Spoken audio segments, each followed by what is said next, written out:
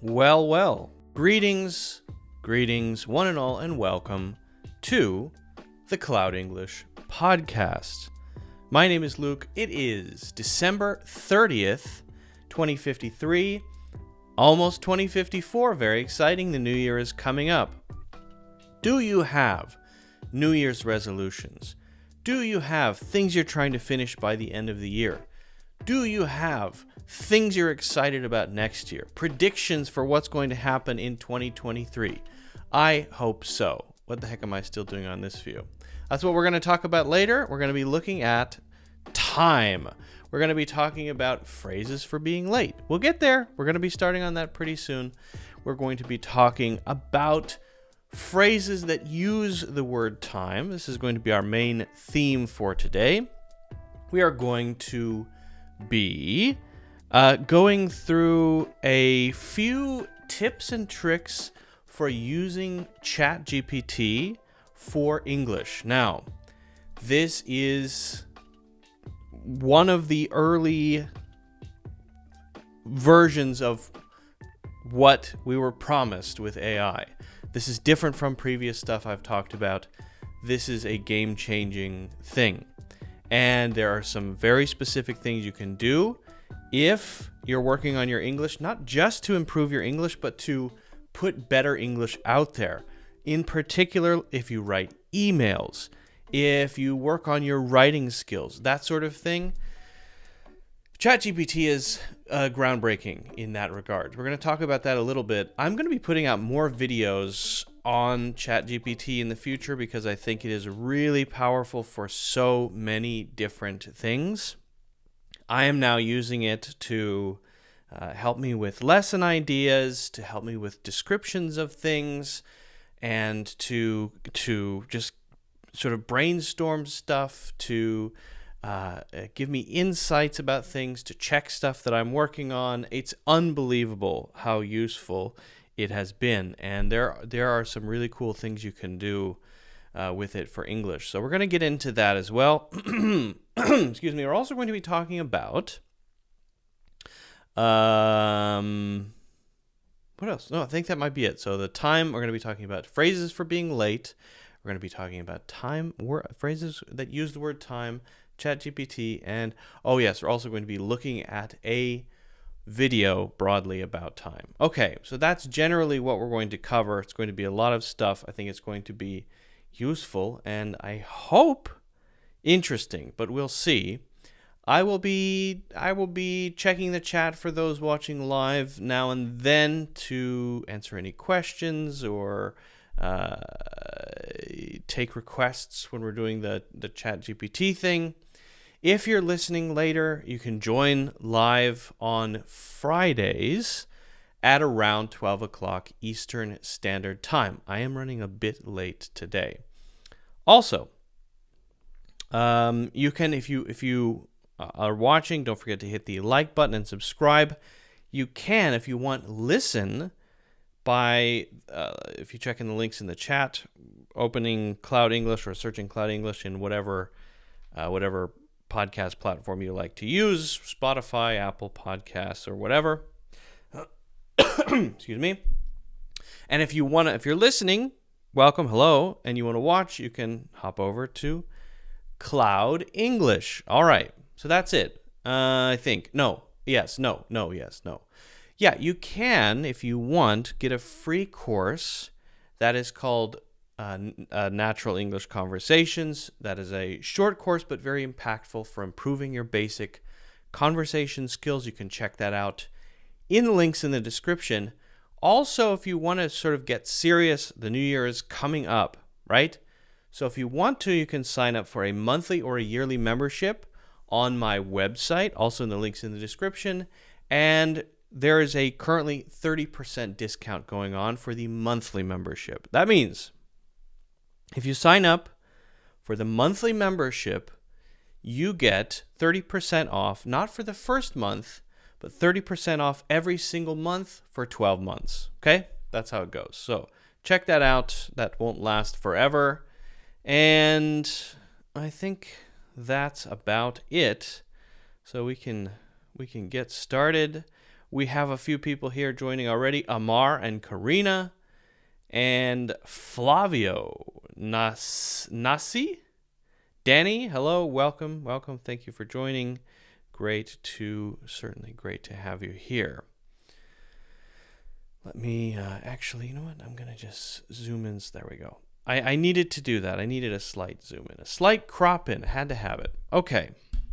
So I know you might be excited for the ChatGPT stuff, but we'll get to that. I have another thing I want to talk about first.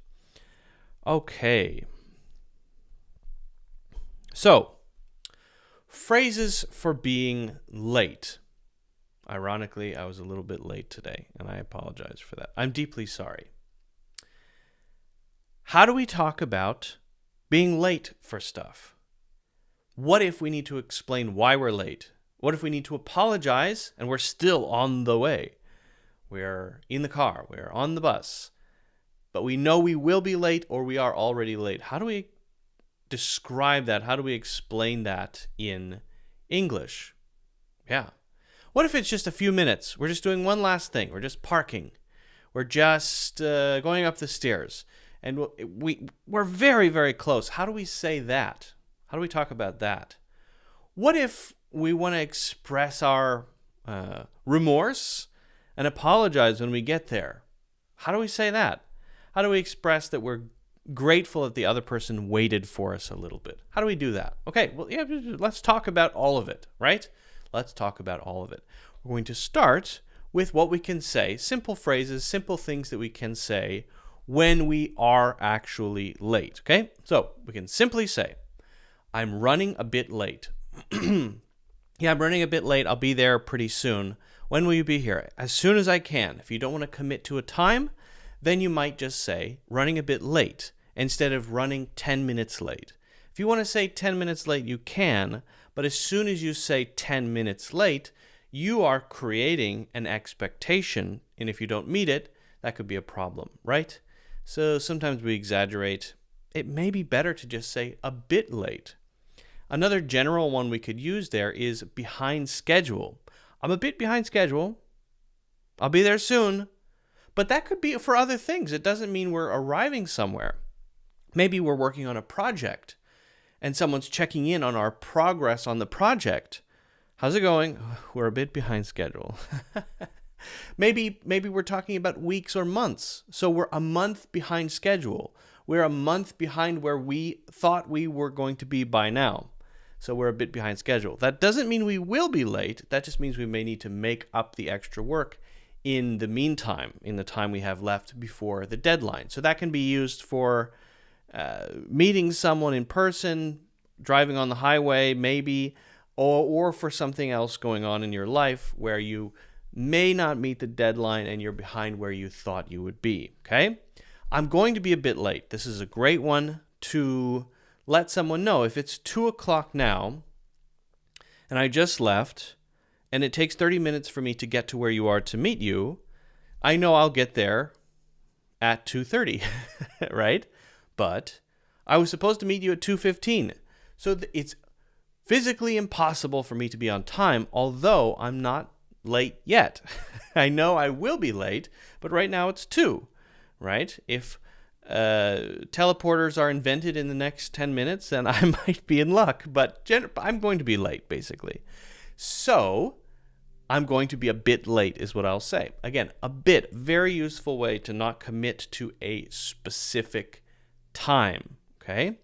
Now, sometimes when you say you're late, we just say, I'm really sorry for the delay. That's another one of these that we could use when we're meeting someone, when we're going to be somewhere, right? When we were supposed to start our presentation at 2 and there were some questions and we ended up starting at 2:10. And before we start, we say, okay, everyone, sorry, I know we're 10 minutes late. I'm sorry for the delay. So that can be used more broadly as well. That one is very, very useful. I don't think I'll be on time. Again, could be used more broadly, but that's when there's less certainty. Maybe I don't know that I'm going to be late, but it looks likely that I'm not going to be late. I don't think I'll be on time. And you can, by the way, put in on schedule there if you want to focus on the project sort of thing. I don't think I'll be on schedule. I don't think I'll finish on time. You could add finish there as well. All of those would be okay, right? If you wanted to say, I don't think I am on schedule, that might be right now, I'm not sure if we're going to finish on time. I don't know, right? I'll be a few minutes late, similar to saying, I'm going to be a bit late. It's pretty similar, except I want to make it a few minutes instead of, saying, oh, I'll give you a general guess. It's not going to be 2 hours. I'm not going to be 2 hours late. I might be 5 minutes late. I might be 10 minutes late. Who knows? Okay? Now, what if we want to do a bit of explanation? So we've talked about a few of these phrases that we can use to explain that we will be late or we may be late or we're behind schedule. But what about when we want to give an explanation? Now be careful with this because this can sound like an excuse.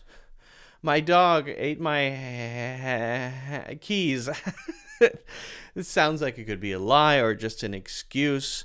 And, that doesn't always work very well, right?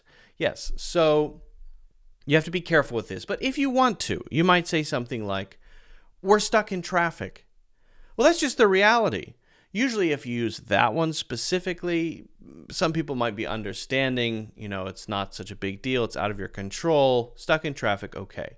We're backed up on 85 North. If you wanted to be a little more specific there and say which road you're on, which highway, we're backed up. Stuck in traffic, backed up, same thing.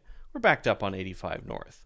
Our train was delayed. Okay, so you got on the train and it stopped, or the train you were supposed to take was 10 minutes late arriving at the station. All right, there's an explanation, okay? I got held up at work. I was about to leave. Sorry I'm late for dinner. I was on my way out, and then something happened, and you know how it goes at work, I'm a work guy, and I got held up. Being held up means there was an urgent thing I had to pay attention to, something I had to solve, right? If it's more broad and I'm just really busy, I could say right now, I'm really tied up at work. Being tied up at work means I can't get away. That might not be used for being late, though. That might just be to say, eat dinner without me, that sort of thing, right? How about we missed the bus? Okay, simple. Now it's not really an excuse. I made a mistake. It's my fault. We missed the bus. I missed the bus. My meeting went over. Okay, so nowadays we often have meetings on Zoom or some other place to have video calls, and we say, because often our meeting ends at 1, and then we have another meeting at 1, right? Which is kind of crazy. It used to be when we did physical meetings that there'd be a little gap for, going to the bathroom, getting a cup of coffee. Sometimes now we have these back-to-back online meetings, and there's no time between, so one often goes over a few minutes over, and then we have to explain to the next why we're late, and that's usually a reasonable explanation. It just happened, so we say, my meeting went over. My meeting went a bit over, and that is also a really, really common way to explain why you didn't show up on time, why you were late. And again, I'm not telling you that these are necessarily valid or how people will react to this. Just be aware that sometimes it could be viewed as an excuse, unacceptable, and people don't want to hear it. They don't want to hear why you're late. You're just late, okay? And that's a problem. Don't tell me why. Don't make excuses. So just be aware. Just be a little bit aware of that. Okay. Now, what about when we're very close, okay? So maybe this happens to me pretty often. I'm in New York City to meet someone. I arrived 20 minutes ago, but I'm driving around in circles because I can't find a parking spot. In some parts of the city, getting good parking, finding a decent parking spot is difficult. It depends on where you are. It depends on what time it is, but it can be very difficult. So you might call the person you're supposed to meet, and I do this too, and say, parking, I'm parking, I'll be there in 5. Hopefully, when I find a parking spot, right? I'm parking, I'll be there in 5. I've been driving around looking for a parking spot for the last 20 minutes. Almost there, 5 minutes. That would be without really explaining what happened, but just saying, hey, very soon, right? I'm very, very close. And this might be when you feel the other person is getting irritated or getting frustrated and starting to roll their eyes that you're not there, right? Another way we can say this is, I'm 5 minutes out. 5 minutes out. 5 minutes away. Either one of those should be okay. 5 minutes away, and you can just say 5 minutes away. You don't have to always say, I am 5 minutes away. 5 minutes away. You can text that. That's a great text message. Or 5 minutes out. Either one of those should be fine. Again, if you want to use the thing that you're doing, the activity, then you could say that as one sentence and then say how many minutes. Parking, be there in 5. Walking, be there in 5. Getting off the bus, be there in 5. Getting off the subway, I guess that's not one word, but a simple action there, right? And then say how many minutes in general. Try to be accurate though, right? That's generally a common way to at least make the other person feel like they have an estimate for when you're going to be there. Okay? Now, what happens when we actually arrive, right? What happens when we actually get there and we want to express that we're sorry, right? We want to say, I'm glad you waited for me. Thank you for waiting. I'm very sorry, right? Well, you could say thank you for waiting just to sort of acknowledge that they have been waiting, right? If you wanted to, you might say sorry for making you wait. Or probably more common, sorry to keep you waiting. Sorry to keep you waiting. Traffic was crazy. Sorry to keep you waiting. My meeting went over. Sorry to keep you waiting. I was looking for a parking spot for half an hour in Midtown. Sorry to keep you waiting. You don't have to add the explanation there. If you want to add it and you feel like it's not going to come across as an excuse, just an explanation to provide some additional context, then okay, maybe you would say sorry to keep you waiting, and then my shoes fell off, or whatever you want to say to explain it. If you want to make it a little more formal, you might say something like, apologies for being late. Apologies for being late. It feels a little more formal, but it's also fine. You might ask, you might say, how long were you waiting? Were you waiting long? Those are both common. Were you waiting long? How long were you waiting? Either one of those would be okay. That might be a way to sort of break the ice there. How long were you waiting? 45 minutes. I'm so sorry. My shoes fell off. I was being chased around by bees. And my meeting went over. Just to break the ice and get the conversation started and get over that awkward moment where, hey, you're the one who was late and that's not so good. All right, so we talked about, in general, how we can explain that we are late or are going to be late. We talked about how we can give an explanation, but that we should be careful because sometimes it can sound like an excuse. We talked about how we can express being almost there, very close, 5 minutes away. And we talked about what we can say when we actually get there, when we are late, and we want to either apologize or at least break the ice. So, if you have any questions about these, let me know.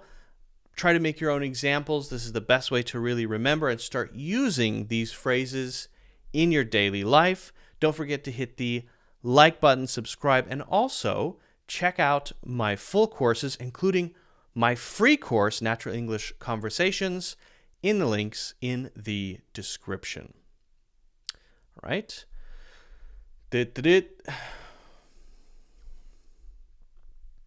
So, of those, I probably use sorry to keep you waiting the most of the last set. And then 5 minutes away instead of out for the one before. I usually say away, I think, instead of out. All right. So if you guys have any questions about that, just let me know. And I want to talk about ChatGPT. ChatGPT. ChatGPT. ChatGPT.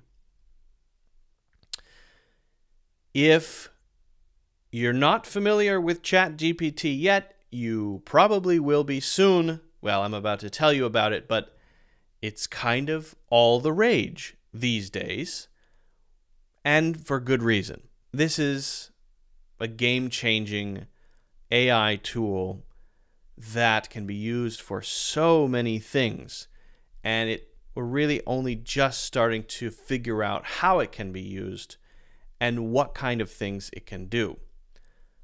I want to tell you about how you can use it to make your English better. Yeah, it's a really good tool for making your English better. Now, this is, I think, particularly useful if you're working and have to use English. Maybe the number one initial use of ChatGPT for English will be writing really good emails.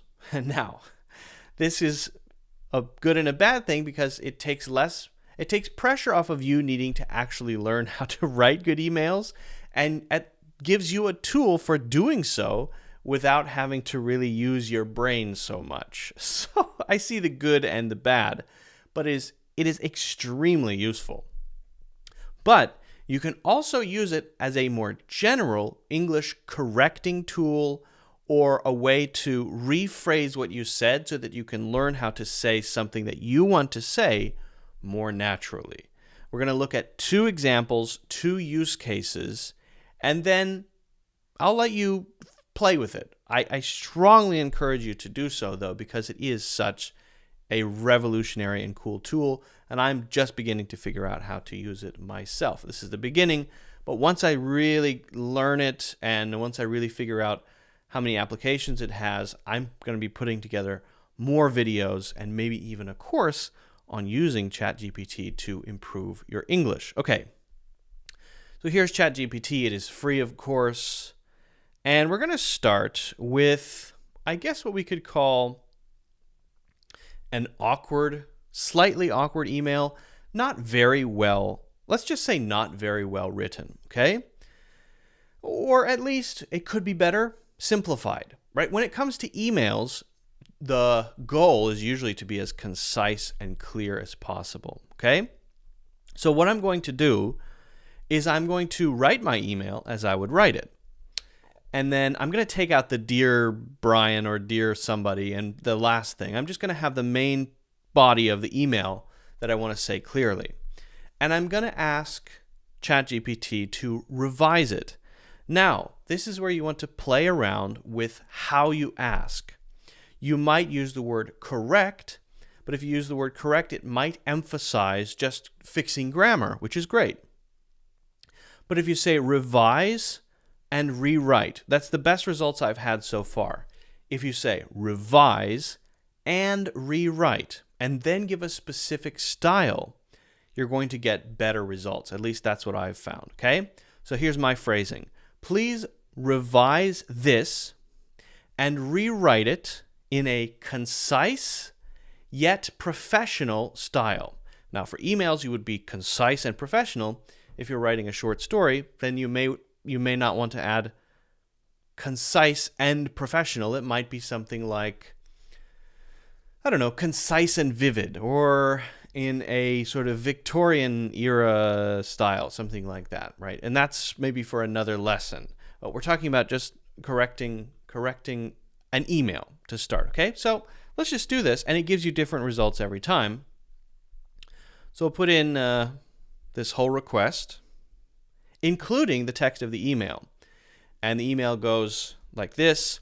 Thanks for Dennis and Lisa for helping me bring together the team today, or bring the team together today. The reason that we'd like to get more feedback on our system from engineers is that because You guys are the internal target users for the stuffs we are working on. We want to make sure, I need to get out of the way, that what we build is perfect for you. So there's a bit of awkwardness there using stuffs, for example. It's a little wordy. It definitely has more words than need to be there to express these things. Thanks for Dennis and Lisa. Is this saying it to them or not? So it's a bit awkward. All right, so let's see what we get.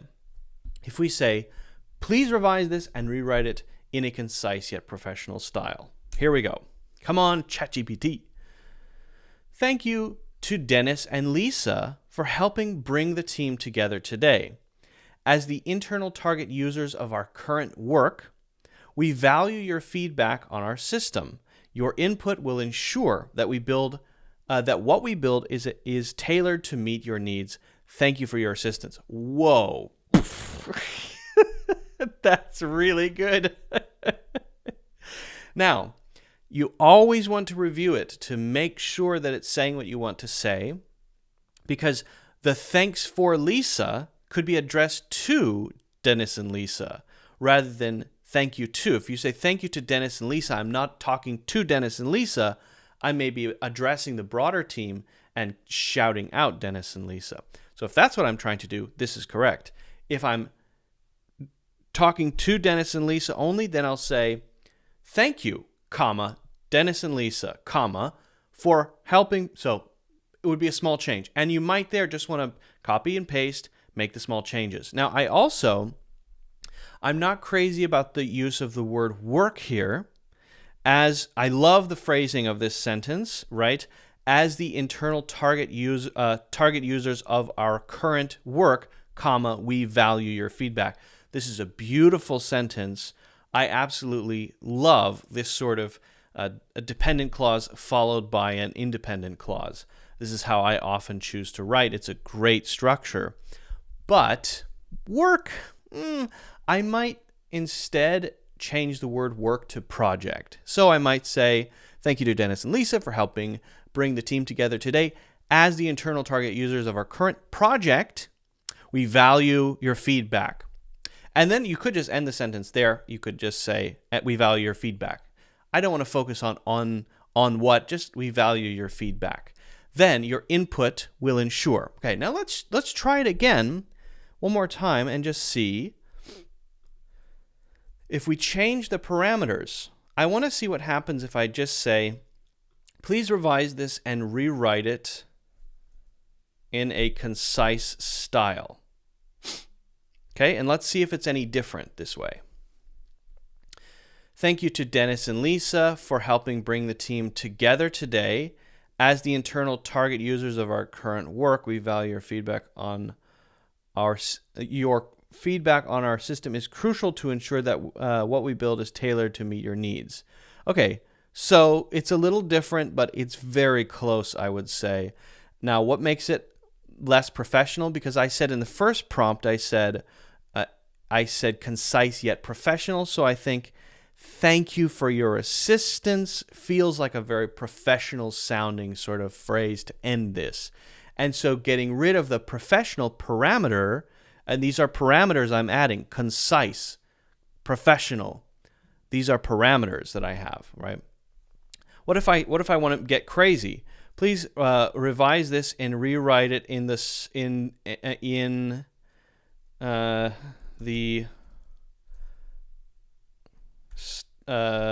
style of a 1930s gangster.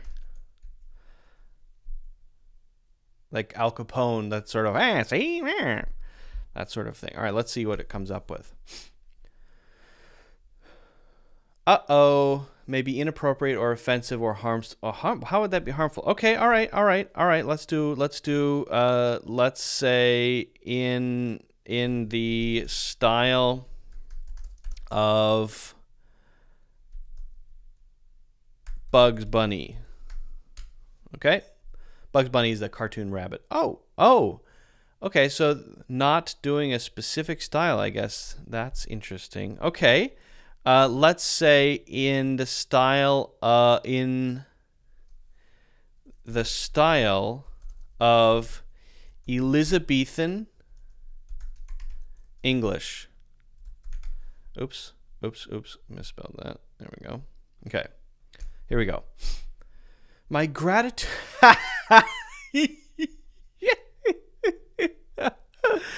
My gratitude extends to Dennis and Lisa for their assistance in convening the whole team today.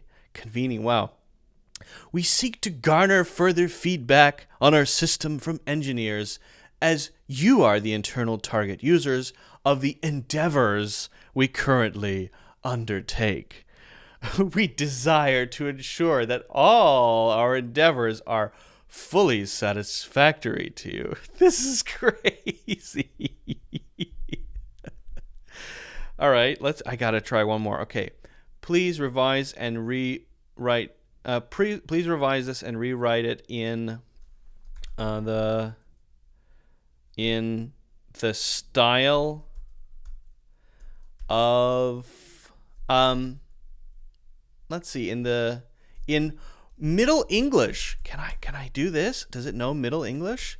Ancient English. My thanks to Dennis and Lisa for their aid in assembling the team today. We wish to gain further... Okay, not so much. Maybe it doesn't know Middle English. That's interesting, though.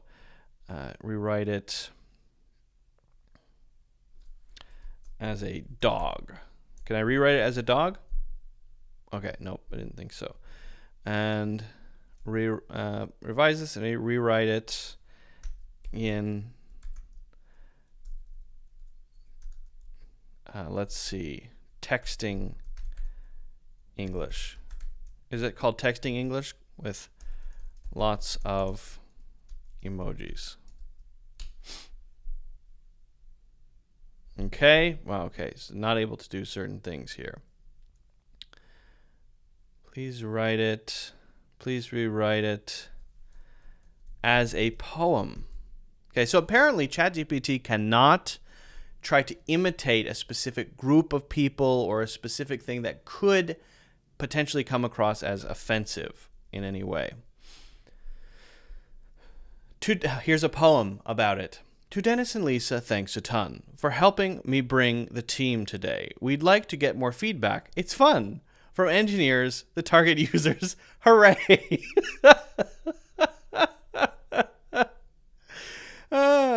What we build needs to be just right for you, our internal crew. We want to make sure it feels just right. What we build, it's all for you. That is amazing. That is so amazing. That is insane.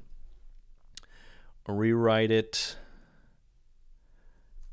for the year 2056. Okay, yeah.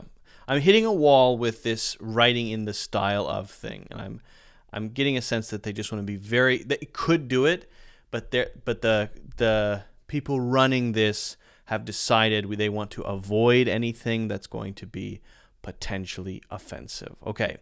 Now, I did a video a while ago talking about a chunk of text that I had found, and this is where we get into, okay, so this is a great way to write emails, right?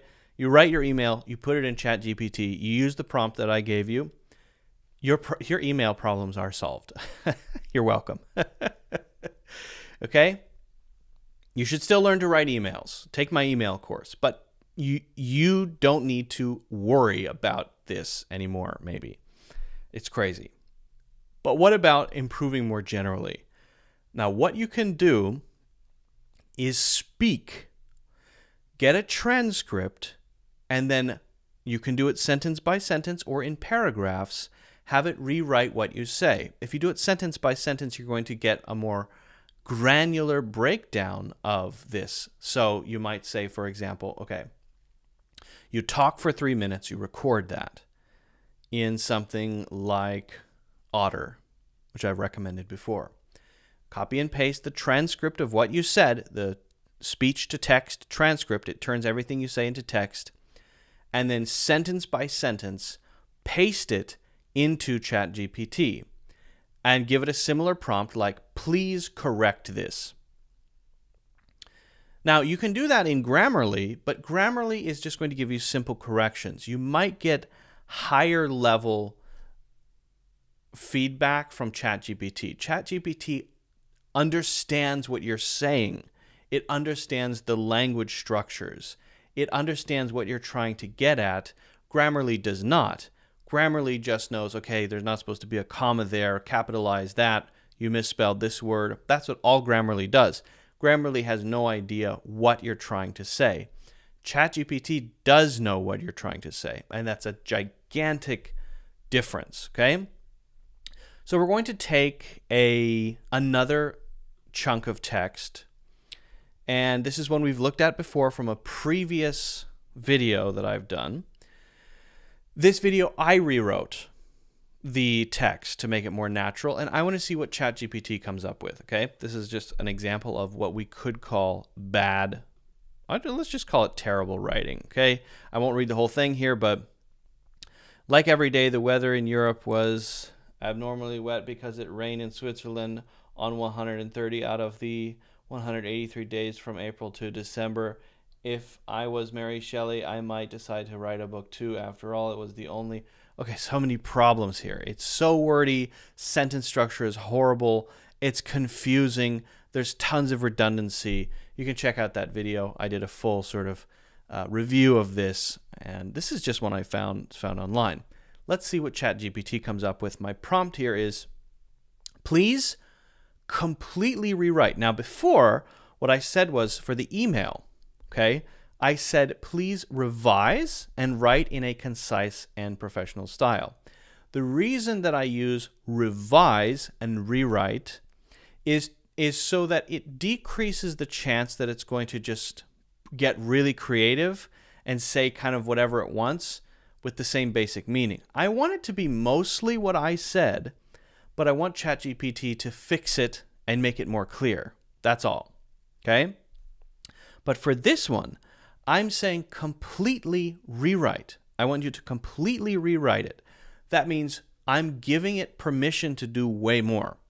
I'm giving it permission to change whatever it wants. I'm not trying to fit the same general structure. I'm giving it more freedom, essentially, when I say completely. And I experimented a little bit with this before. I tried using rewrite by itself, and when I just said rewrite by itself, it was really close to the original, except it had corrected stuff, but it was still a bit wordy. But when I said completely rewrite, then suddenly it got really creative and it decided to come up with some crazy stuff. So let's see what it comes up with here. Okay. I dislike rainy days. In 1816, first of all, look how much shorter this is. This is half the length. That is a good thing. Usually, bad writing is less concise. It's very wordy. It's very redundant. There are a lot of issues, right? Already I can tell that it's a major improvement. But let's actually read through it. I dislike rainy days. Clear syntax right at the start. Interesting first sentence. It pops. In 1816, Europe experienced unusually wet weather, with 130 out of 183 days in Switzerland experiencing rain from April to September. Now, that's fine. I think that's really good, and it's a lot better than what it was before. But in the last version that I did before this, because ChatGPT will give you a different answer each time, I was amazed because it didn't say 130 out of 183 days. It said 6 months. It took that concept and changed it to 6 months. It didn't say the days. It said, with 6 months of bad weather in Switzerland from April to September, something like that, which was amazing that it had abstracted that concept and there was no 130 or anything, right? Okay, so inside with nothing to do, was inspired to write a novel as a result of this boredom. I can understand her motivation. If there was nothing else to do, writing a novel might seem like a good idea. This is at least 5 times better, right? But let's try it again. And let's change the parameters a little bit. Okay, I'm just going to zoom in here. What the heck? What the heck? Okay. So I'm going to change the parameters slightly. And my parameters are going to be, please completely rewrite this in the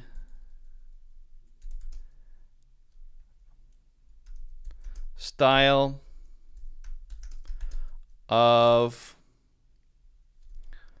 or let's say, please rewrite this according to the guidelines of the elements of style. Now that's a book by Strunk and White. It's a classic writing book, and I'm curious if it understands those concepts. Okay. I detest rainy days. In 1916, Europe experienced abnormally wet weather with rain in Switzerland on 130 out of 183 days from April to September. If I were Mary Shelley, I might also decide to write a book due to the boredom caused by being stuck inside without a TV or other activities. Then it does the quote. So it changes the order of things, which is pretty interesting. That is very interesting. All right. All right, let's try one more. Please completely rewrite this as briefly as possible. Okay, this might be rough. I dislike rainy days. In 1816, Europe had abnormally wet weather, and Mary Shelley wrote a novel due to boredom from being stuck inside without TV or other activities. Yeah, that's about right. That is really crazy. All right, I have to try one more. I can't help myself. Okay. Please completely rewrite this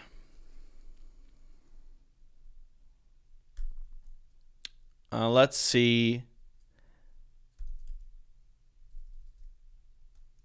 In a concise,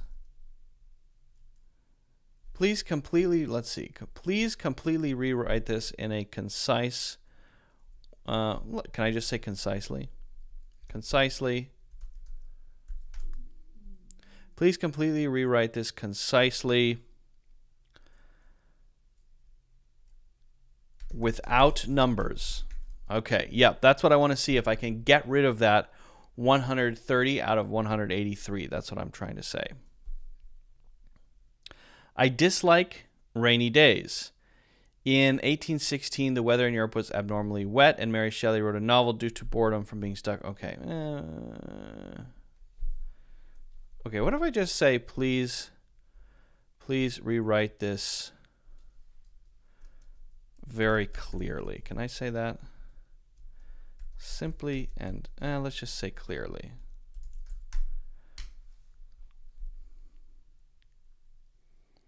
I dislike rainy days. In 1816, the weather in Europe was abnormally wet. Okay, but so I'm trying to get rid of the 130 out of 183 because I don't like that. But all right.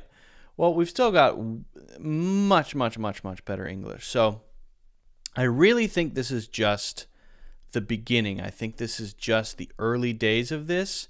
My recommendation would be to get on ChatGPT, start out with your work emails, and then see what you can get. Start speaking and pulling the transcripts, correcting things line by line, looking at the different ways you might say things, play around with the parameters.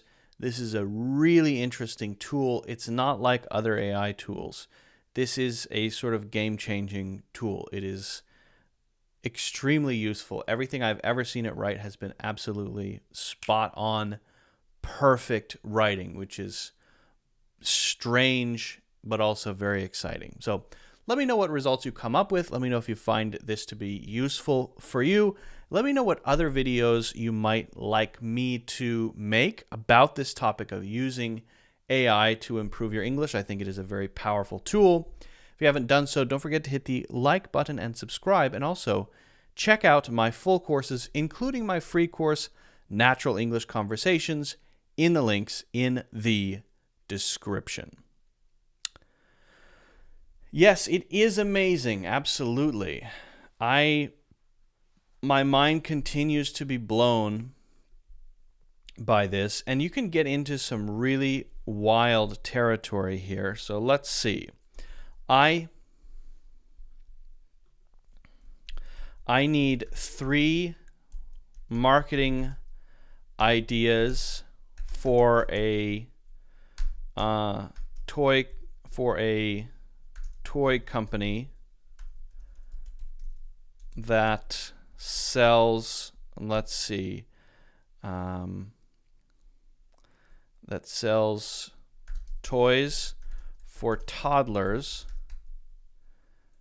that make them smarter. Okay, here we go. Let's see what we get. 1, partner with local preschools and daycares to offer bulk discounts and educational workshops for teachers on how to incorporate our toys into their lesson plans. 2, create a referral program that rewards customers with discounts for free toys every time a new customer for every new customer they refer to us. 3, host events at local libraries or community centers focused on early childhood education and featuring demonstrations of our toys and activities for kids to try. Yeah, those are pretty solid ideas. Really interesting. Okay. Please give me some ideas for improving my pronunciation. Okay, here are a few ideas for improving your pronunciation. Practice listening to and repeating words and phrases in a language you are learning. You can find audio recordings of native speakers online through language learning apps. That's what I say. That's my advice. Record yourself speaking and listen back to identify areas you might be you might be mispronouncing words. Find a tutor or language exchange partner to practice speaking with. Consider taking a pronunciation course or working with a speech therapist. Pay attention to the mouth movements and tongue placement of native speakers when they speak. Practice tongue twisters and other pronunciation exercises. Don't be afraid to make mistakes. The more you practice and try, the better you will become at pronunciation. This could have come from my course. I mean, that's crazy. That's crazy. Yeah, that's right. All of those are good.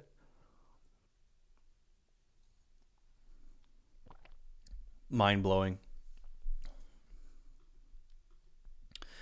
And there's another tool, or it is a community on GitHub, and the name of the community is Awesome ChatGPT Prompts. And they give you prompt ideas. And so we can try one of these, which is act as position interviewer. I want you to act as an interviewer. I will be the candidate, and you will ask me interview questions for the position. I want you to only reply as the interviewer. Do not write all the conversation at once. I want you to only do the interview with me. Ask me questions and wait for my answers. Do not write explanations. Ask me the questions one by one like an interviewer does and wait for my answers. My first sentence is hi. Whoa, can we try this? This is crazy. Let's try this. Okay. I'm just pasting this. This is not mine. Okay. And then what position for interview question about the let's see, UX designer position. Okay, so let's try it. Let's see if this works. Here we go. I've never tried this. This is just from the Awesome ChatGPT Prompts GitHub. Hi, it's nice to meet you. To start off, could you tell me a little bit about your background and how you got interested in UX design? I have been in design ever since I was a kid.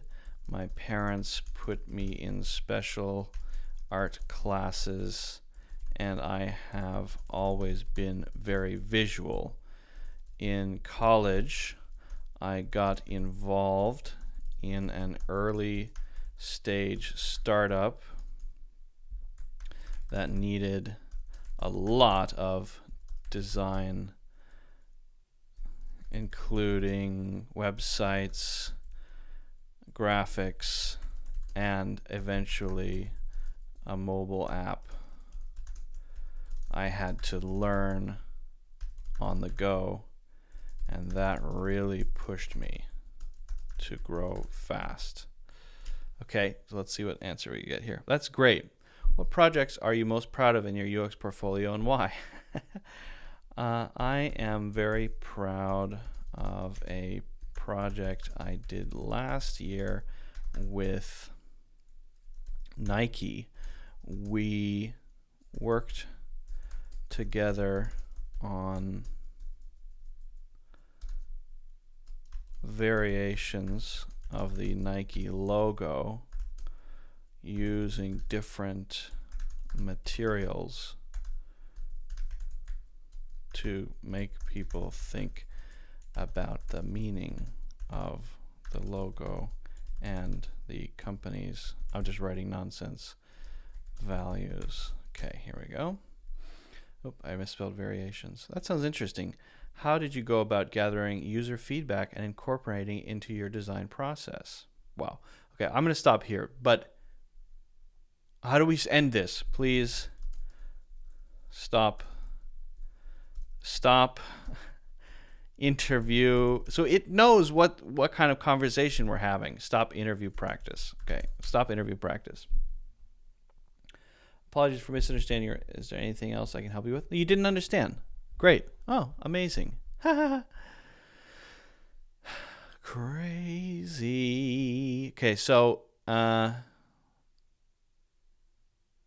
you think that it's going to substitute Google in the middle term? So yeah, you could use this for search if you wanted to. You could totally use this for doing search. For example, you could say, please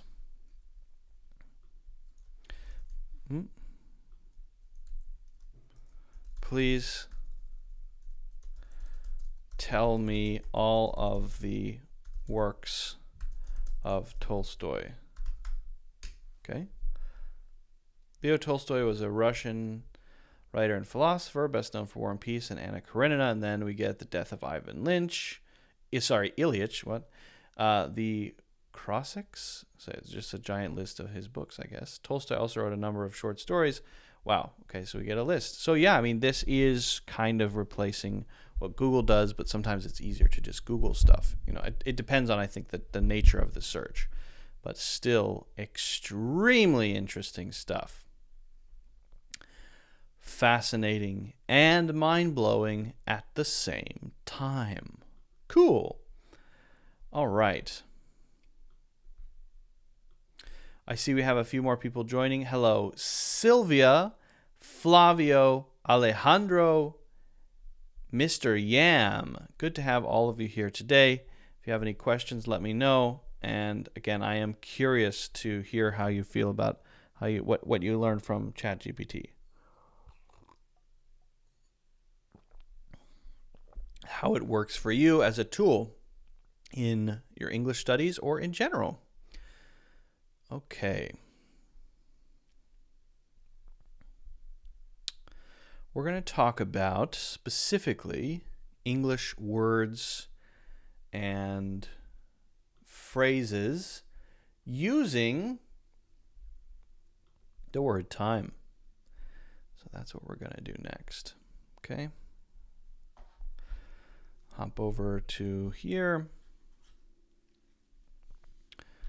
and get into it.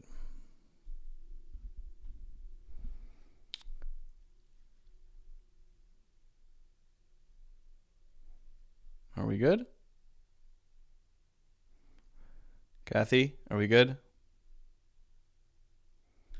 Hold on a second. I have to make sure my pen is connected so that I can actually write on the blackboard.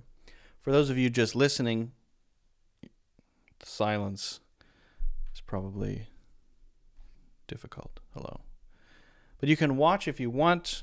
All you have to do is search Cloud English on YouTube or Facebook. And those of you watching, if you prefer to listen sometimes, maybe you're on the go, maybe you're on the bus, maybe you just like listening, you can do that too. That's Cloud English wherever you happen to listen to podcasts, Apple Podcasts, Spotify, wherever. I don't know why my pen is not connecting. Let me do a little troubleshooting here. Hello, board. Why are you not connecting? Will you please connect? Because I need you. All right, I'm turning it off. I'm turning it on. It may be time to upgrade. This board that I use, which is blinking as you can see, is the Wacom Intuos. And I use it for courses. I find it to be helpful because it's a way to make writing easier, digitally, obviously. But I kind of want a bigger one. It's a little small sometimes. It's nice to use, right? I like using both together, but I don't know. It's a little small. I recently got some end-of-year equipment, tools. So I have a teleprompter now that I can use to put stuff up on the screen that I can see so that I can be looking like this instead of always looking around, which is nice. And it's a teleprompter monitor setup, which is pretty cool. The teleprompter monitor setup means that you can put anything on the monitor that's on your computer, such as your notes or, a script, if you do scripts or anything like that. So it's a pretty cool setup. It's a very cool setup. I'm sure this was charged. It's definitely 100% charged. It's just not connecting for some very strange reason, and I need it for talking through these, so I have to fix it. Okay. Maybe in the meantime, we can throw on something. Shall we? We shall. So in the meantime, let's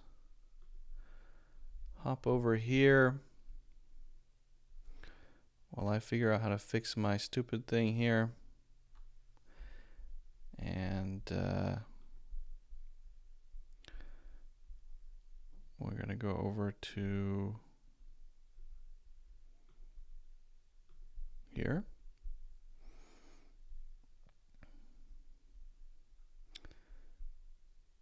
Oh, I see. I'm live.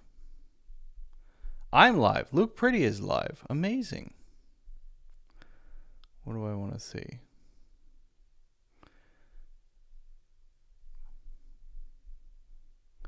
Heroic dose. America around 1800. Wow, interesting. Let's see what we get here.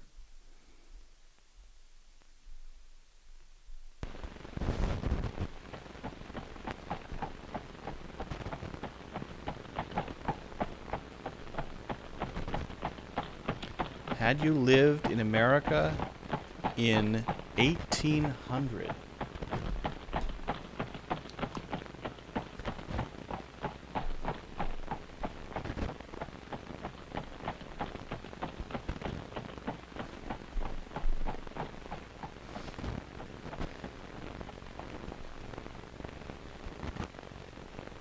Had you lived around 1800, when Thomas Jefferson was president, you might have lived in one of the large cities. The largest was Philadelphia, with a population of about 41,000. Or, like 90% of all Americans, you might have lived on a farm or in a small community near a farm. Had you lived in the city, depending on your income, you might have lived here or here. In the country, you might have lived in one of these houses. The Wilson family lived in this 6-room home adjoining a farm.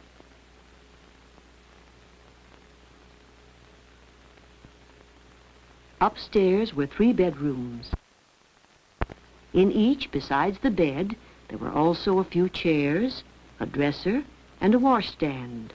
Tucked snugly into the base of the parents' bed was a trundle in which a small child could sleep. The room was pleasant and comfortable, but in winter it could become bitter cold. So the Wilsons slept with nightcaps on, under plenty of warm covers, and in long woolen nightshirts. Mornings in the Wilson house started here, at the washstand. In summer, the pitcher was always filled, but in winter, water left overnight would freeze. So the 2 Wilson boys took turns bringing a hot supply from the kitchen fireplace.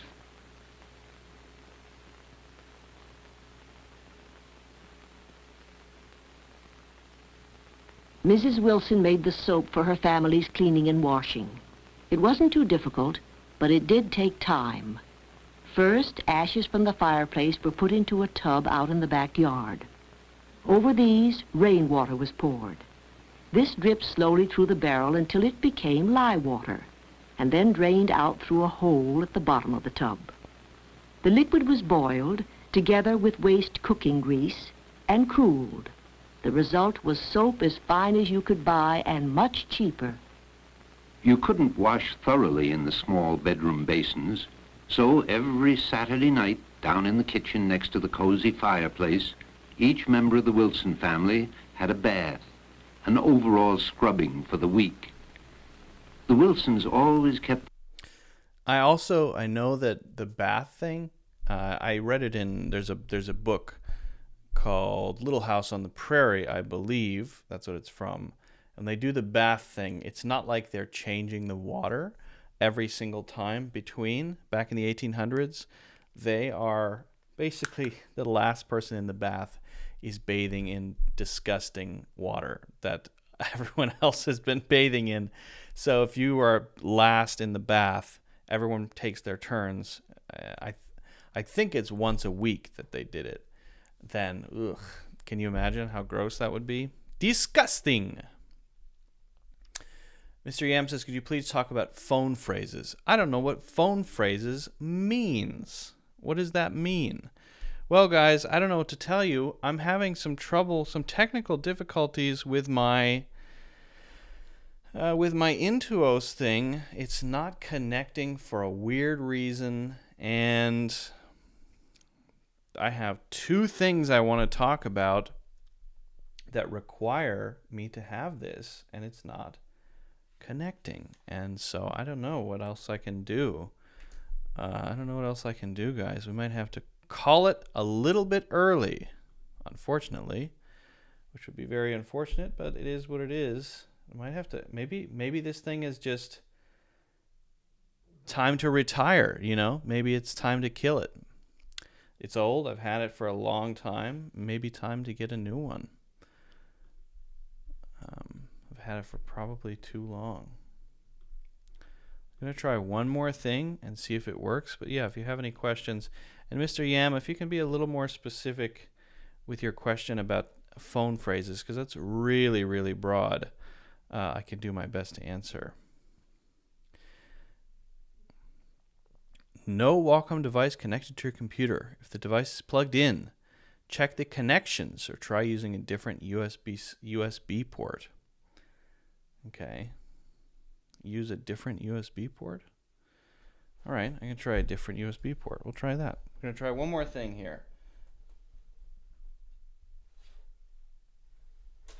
One more thing. And then if it doesn't work, then we're done. We're stuck.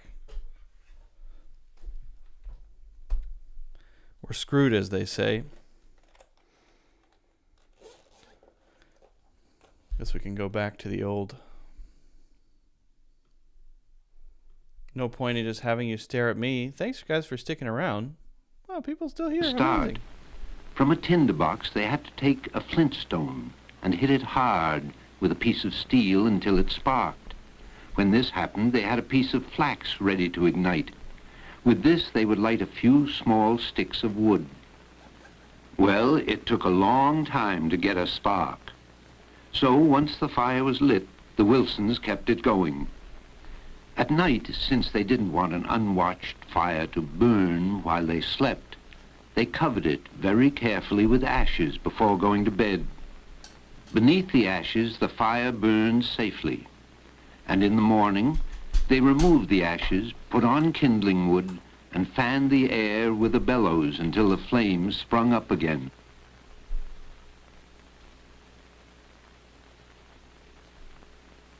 Had you lived in the time of the Wilsons, you'd know how important a fire was to daily life.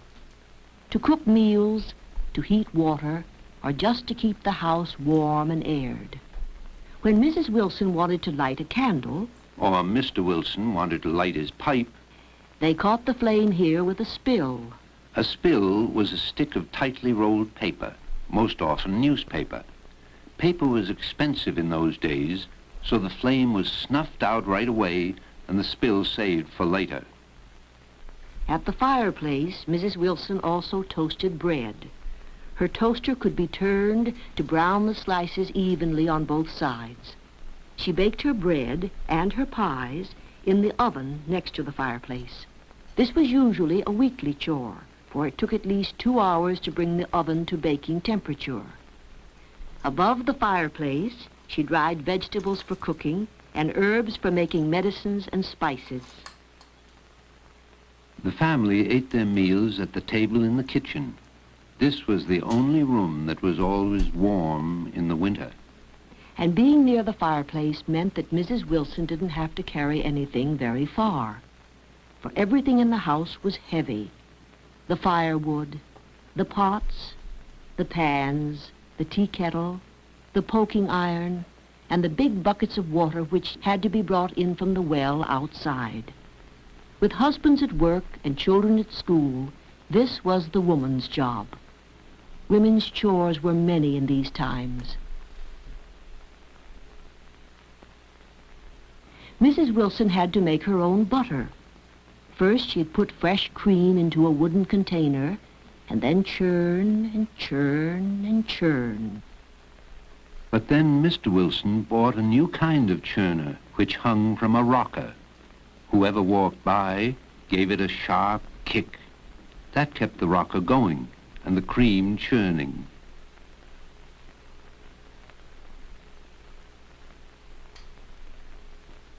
Except in the large cities, most Americans of Mr. Wilson's time were farmers. But many, even while running a farm, also had a business or profession.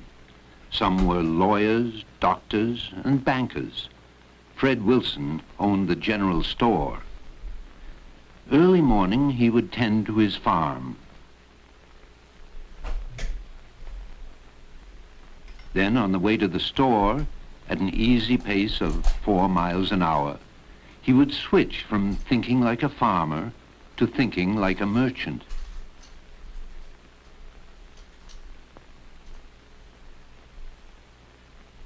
Fred Wilson sold everything in his store that the people of his community could want.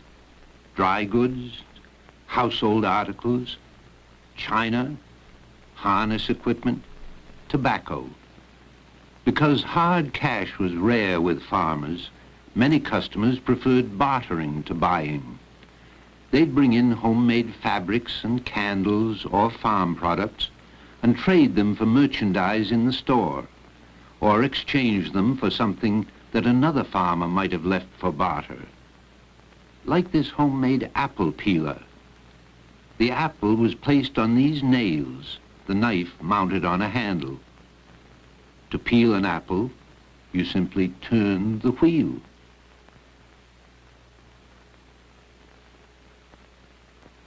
This type of flat iron was relatively new then. It had a compartment to hold a piece of iron which had been hung over the fire until it was red hot. By hanging several of these fillers over the fire and replacing them in the compartment as often as needed, women did not have to stop and reheat the whole flat iron. Hitching weights, like this one, permitted drivers to secure their horses where there were no hitching rails or posts. The driver would carry the weight with him, put it on the ground at his destination, and attach it with a strap to the bit in the horse's mouth. The weight alone couldn't stop the horse, but the strap, pulling on the bit like a rein, would keep him from running away. This weight was made by the local blacksmith, an important person in the community. He made most of the iron articles used in the houses and on the farms. Of course, what kept him busiest was making horseshoes. His shop was a gathering place for all the young boys. Many of them wanted to be blacksmiths, for this was a job for strength and muscle. But first, the smith would always tell them, go to school. Everyone should learn how to read and write. The smith was sorry he never did, but when he was a boy, there were only few schools. Since the war, since the country had become independent, there were schools everywhere.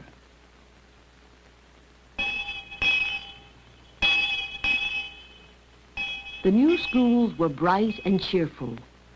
All of the children of the community, regardless of age or grade, were taught in the one-room schoolhouse. Ben Wilson liked school.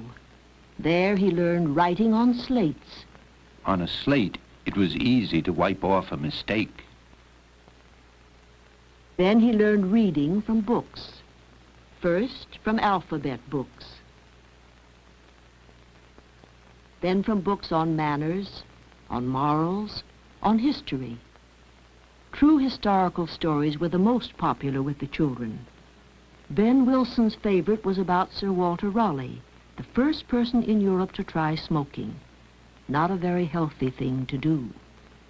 When Raleigh's servant saw his master smoking for the first time, he thought he was on fire and threw a bucket of water on him. That taught history and a moral.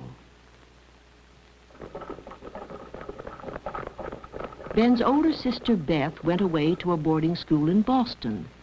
This meant traveling, which Beth enjoyed. Although traveling was not easy in those days, the stagecoaches were small. 3 narrow benches held 9 cramped passengers. Long trips were especially uncomfortable. Also, most coaches started early in the morning. Very early. Sometimes at 5, or even at 3, or 2 o'clock, and you didn't dare be late. Because if you were, the coach left without you. There were no alarm clocks to rely on, so her family had to take turns staying up all night so that Beth would be awake in time. And when she got into the coach before dawn, it was so dark that she could barely see who was sitting next to her. In those days, roads were muddy and full of ruts and holes. The coach often came dangerously close to tumbling over. The driver would call out, "Ladies and gentlemen, to the left, please," and then, "Now to the right." You can be sure that everyone quickly followed orders.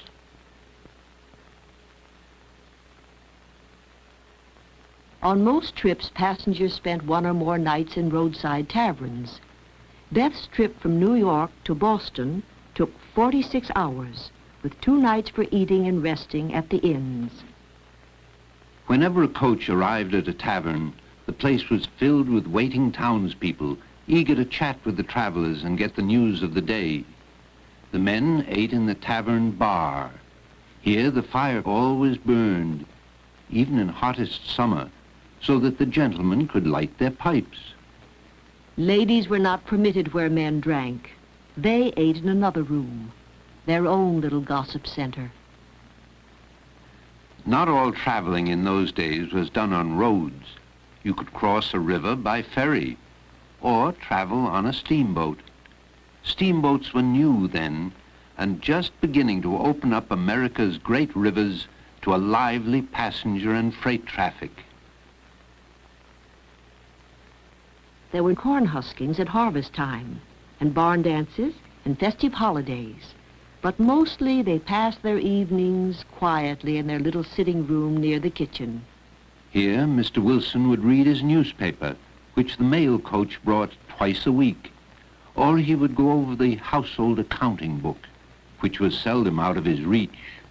The rest of the family would sit around the table, knitting, reading, doing homework, making a dress for a doll, or playing a game of checkers with slices of corn cobs.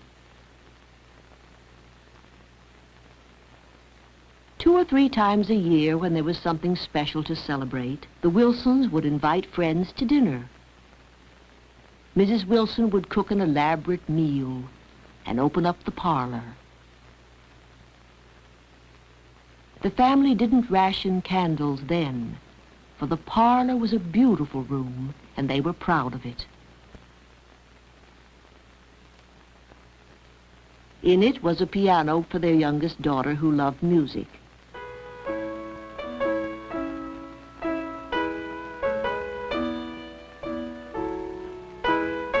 There were only a few pieces she knew how to play. And her playing was not always perfect, but it was like the mood of the time. Nothing was perfect yet, but had you lived then, you would have seen the growth and the exciting changes around you. People were working to develop the comforts of everyday living that had just become available to a young nation.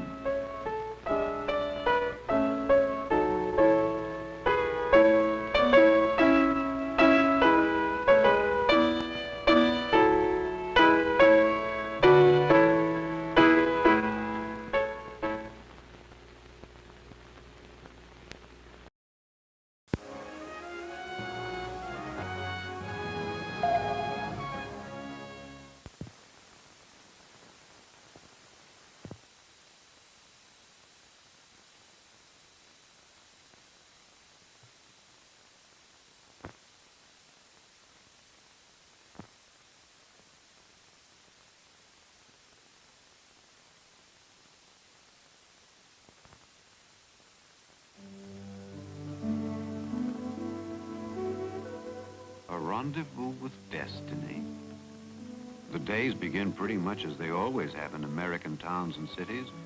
For most, life in the 30s follows its familiar routines, and the changes that come alter the climate of living without much disturbing the old accustomed ways.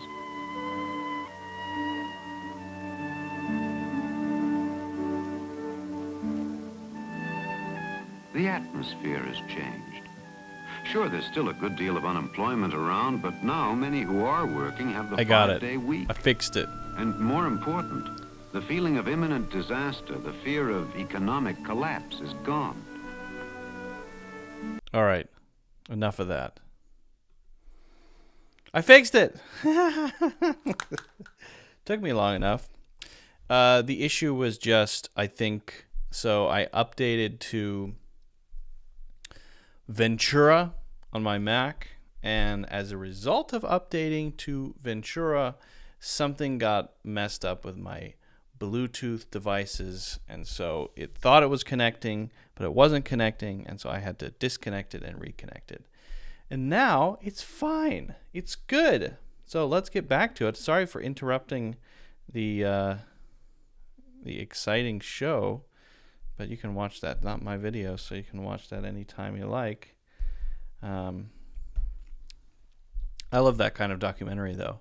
Seeing what the past is like, trying to understand the past and the context of the present in relation to the past is also very interesting, I think. I talked to my grandmother.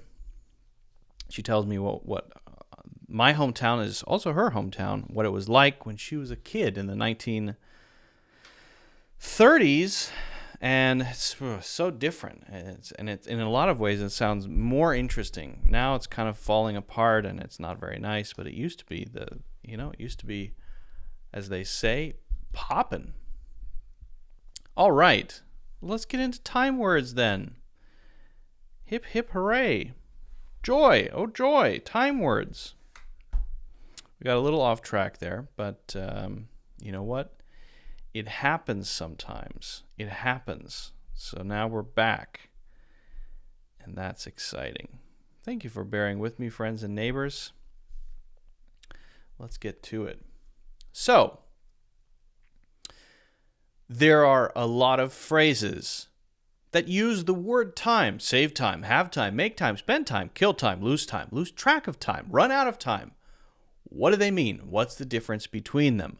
We are going to do a lightning fast overview of these so that you basically understand what they mean and how you can use them, okay? We're going to try to go pretty quickly here, so hang with me, and if you have any questions, just let me know, okay? We'll start with save time. Well, what do you think save time means? Does that mean you do a lot of things so that you can then have more time later? For example, you get all your work done extremely efficiently in the first 2 hours of the day, and then you have the rest of the day? Usually not. Save time typically refers to doing activities that are more efficient, or doing things in a way, right, that is going to make you feel like you have more time. So it's not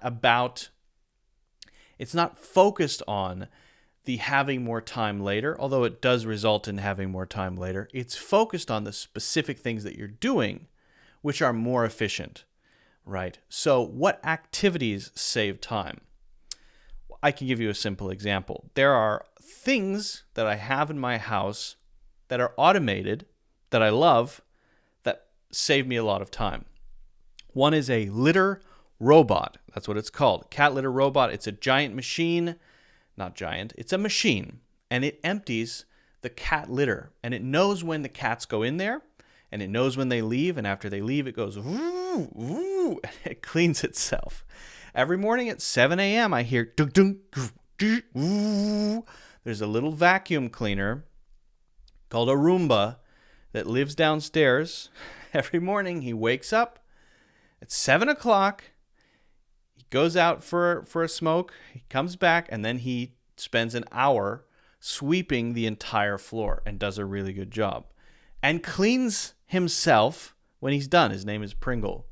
And he's got a lot of personal problems, but he saves me a lot of time.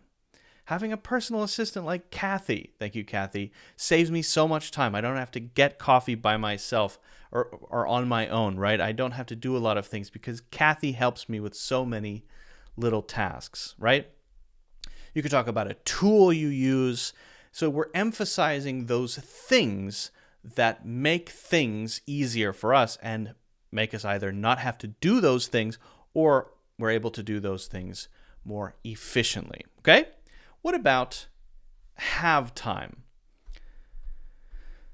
Have time. Well, we all have time, right? And is this about things that we're being pushed to do? How is this usually used? If you say you have time, usually that's a subjective thing, right? If someone asks you to do something or asks you a question and you say, I'm sorry, I don't have time, I'm very busy, that may be because you're so busy you actually don't have time to answer the question or to do that thing or to help or whatever. Or it could be that you don't want to. I want to focus on what I'm doing. I don't want to answer this question. I don't want to help you right now. I don't have time. So it's interesting the way we use have time and don't have time. And don't have time, again, because it can be kind of literal, but it can also be subjective. Subjectively, I'm just saying I don't have time, not because time is such a flexible thing, and we have time based on our priorities, right?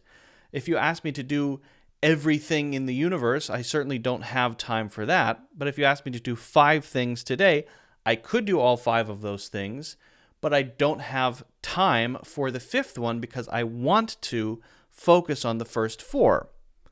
So it's kind of flexible, right? And you can say you don't have time because you want to focus, not because you actually don't have any free time, right?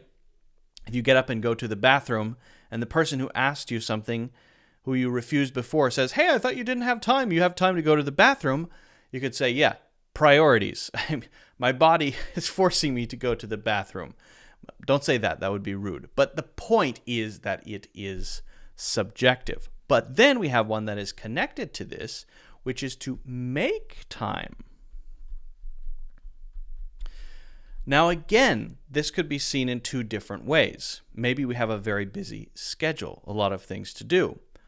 But the person who asks for help after we say, I'm sorry, I just don't have time, says, please, if I don't know who else to ask, I don't know who else to turn to. If I don't get help with this, I need this by tomorrow. It is so urgent. If you would just help me out with this, it would mean a lot to me, and I would owe you big time. I would be so grateful. I'll name my first child after you. Okay, I suppose I could make time. Now again, is that to say that I'm going to be canceling something that I need to work on? Maybe. Maybe I have to not write this email that I've been working on and instead focus on helping you because I'm a wonderful person. Or maybe I can do both, but I just would prefer not to because I want to focus, and I've decided to take a quick break to help you do this, to answer your question, to explain this to you, and then go back to what I was working on. So there, making time is a subjective thing. It could be that I cancel something, therefore I have more time, or it could be simply that mentally I change my priorities so that I can now fit you into that. And it might be slightly annoyed, or maybe not. Maybe I feel happy to help you once you've explained how important it is, right? If I still can't, I still no. Do you have time? I'm sorry, I don't. I'm so busy today. Please. I'm sorry. I just can't make time. Okay. So there I'm doubling down on my refusal to not help. And I'm just giving you an example here, right? But talk about your daily priorities this way. Talk about what you're working on and not able to work on this way.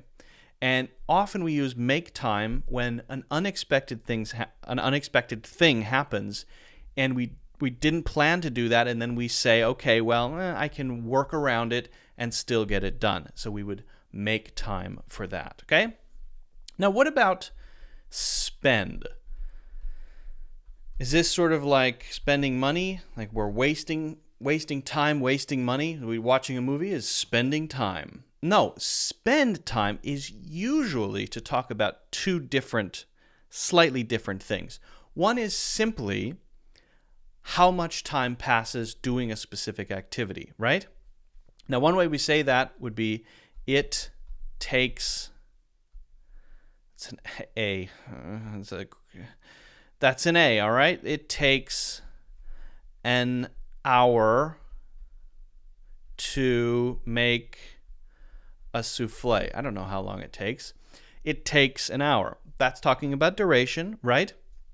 But if I want to generally speak about my souffle making, I might say I generally spend an hour making a souffle. Or I generally spend a few minutes each morning meditating. Okay, so spend there and take. Now, what's the difference between spend and a few minutes meditating and it takes me a few minutes to meditate? Taking a few minutes there is usually emphasizing that that's the duration of time that is required to complete the task. How long does it take to vacuum the floor? 10 minutes. How long does it take to walk a mile? 20 minutes. How long does it take to get to the city from your home? An hour. So there are limits there, right? But if I say, how long do you spend meditating?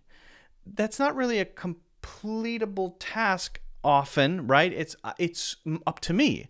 I could spend an hour, I could spend 5 minutes. How long do you spend exercising every day?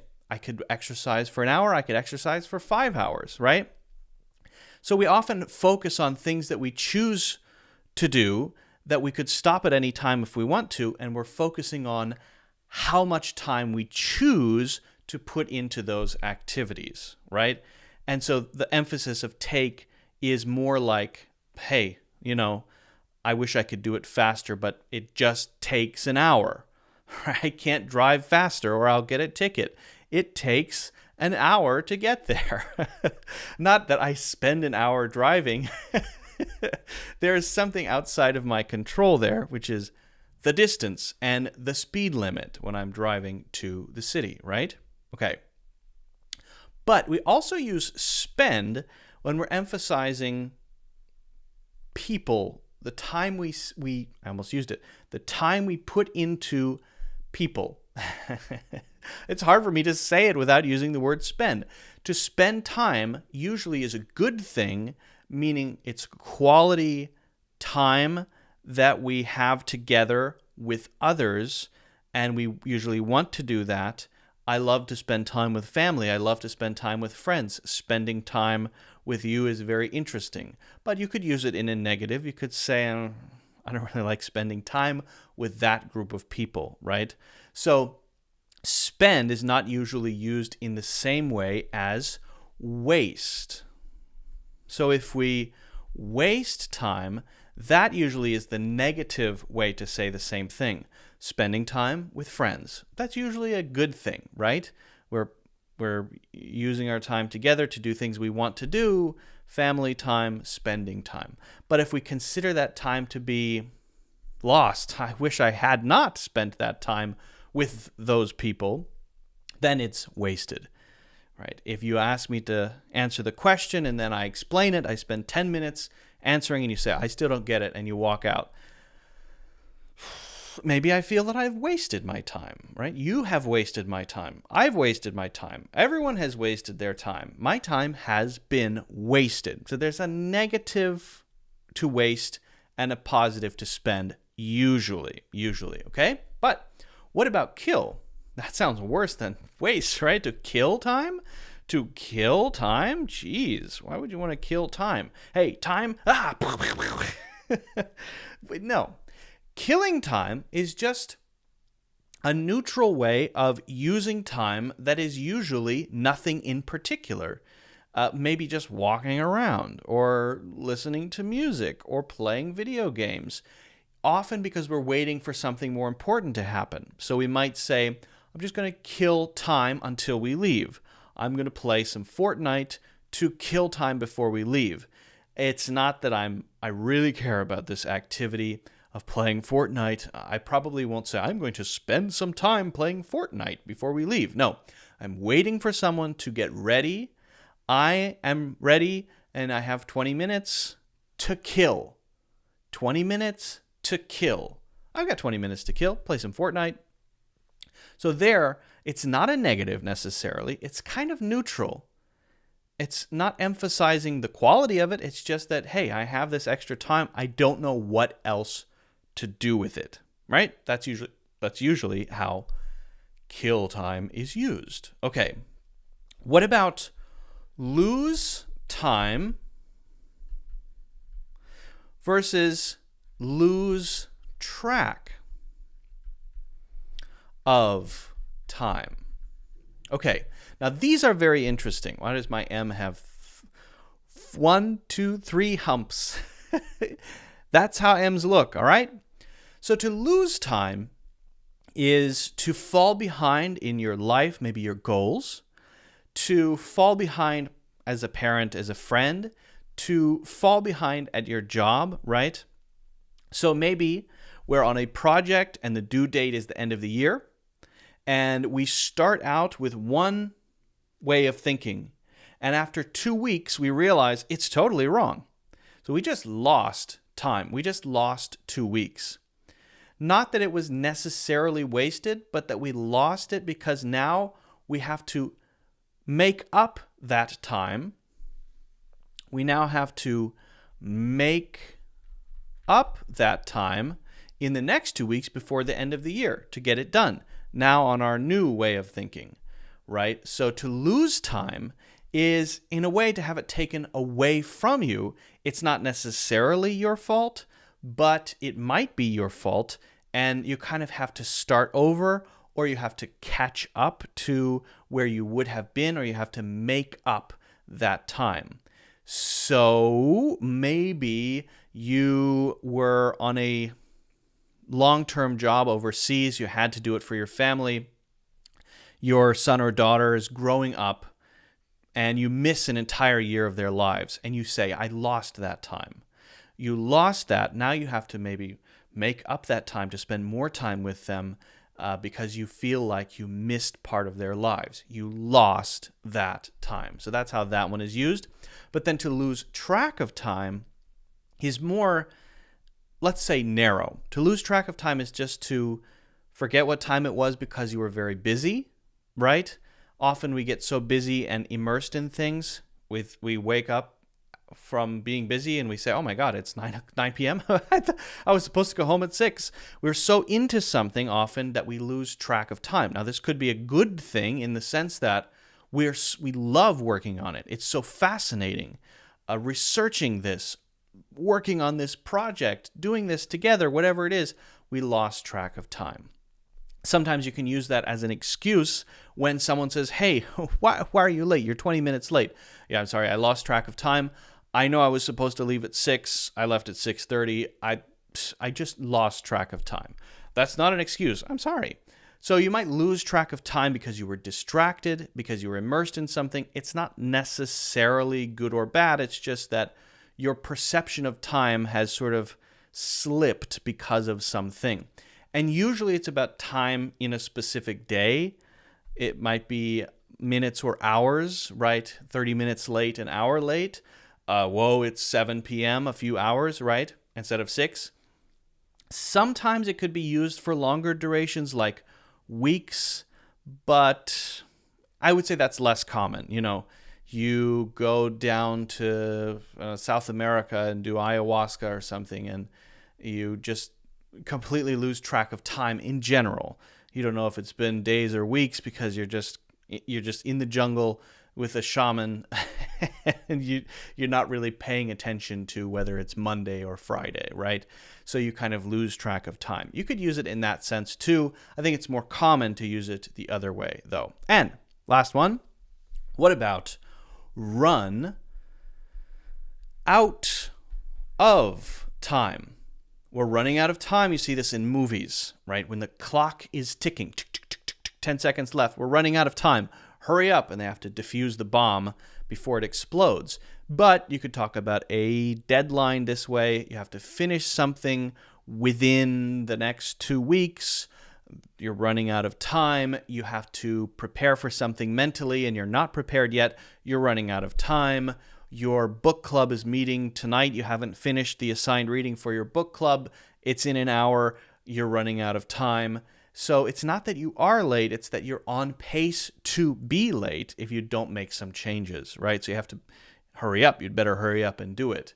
So that's generally how that's used, okay? So save time, have time, make time, spend time, waste time, kill time, lose track of time, run out of time, and make up time or make up for time. These are all very common, okay? Now, hopefully, you can at least start using them and you can start recognizing them when you hear them, okay? If you have any questions about these very common time phrases, let me know in the comments. If you haven't done so already, I would appreciate if you could hit the like button and subscribe. And also, feel free to check out my full courses, including my free course, Natural English Conversations, in the links in the description. And if you guys would like to get the monthly membership and access all of my courses, then you can do so. On my website.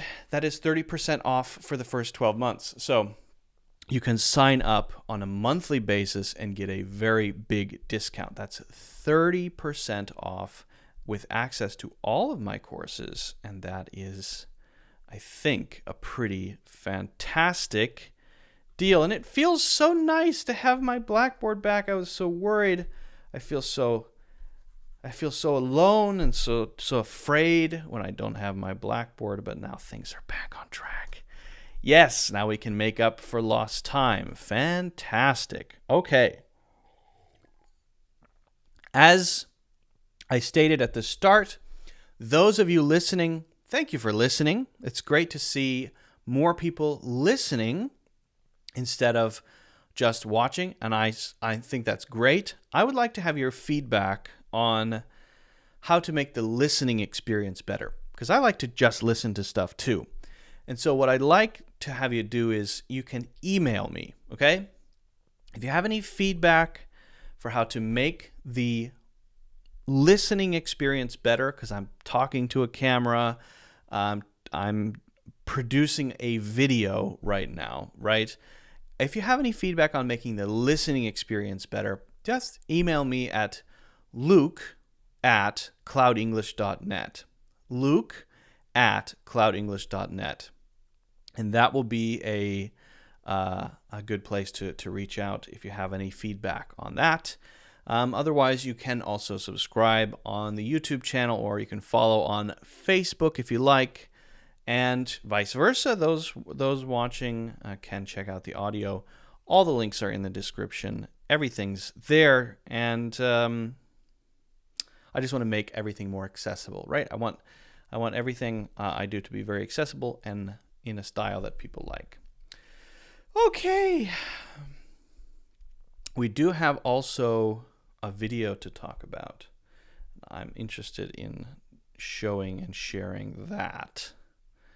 Showing and sharing. Okay. I was going to do a book review, but I think I'll do that one next time. I finished Joseph Campbell's Occidental Mythology, and that was a very interesting book. I think I'll talk about that perhaps next time. Okay, so let's go to our video. Here's what we're going to be doing.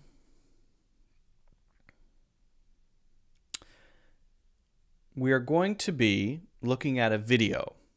So I find short videos to be a great tool for learning words and phrases, and I would encourage you to use videos that are generally under 5 minutes. TED Talks can be great. TED Ed videos can be great. Just to see, to hear words in context. When you learn words in context, you can use them, or you're at least more likely to be able to use them. They'll stick better, right? So we're going to be looking at and learning from a video with Neil deGrasse Tyson. Now, the topic of the video, I almost think doesn't matter as much as the language. You have to pay attention to the language, pick out the stuff you don't know, make sure you're paying attention to the context. What's around it? How's it being used? How could I use it? And if you keep the context in mind, it's going to be more likely to stick. It's going to be more likely that you'll be able to use it in the future. So let's do this. I'm going to show the video. We're going to go through it slowly and pick out stuff as we go. And I have a word bank that we're going to be using. The word bank will be here, okay? And we're going to be going back and forth between our video and our word bank and writing words down in the word bank over here. All right? All right. Okay, so let's hop over to our video first and get started. Oh, you know what? I need my headphones. I need my headphones. I have to hear. I can't hear.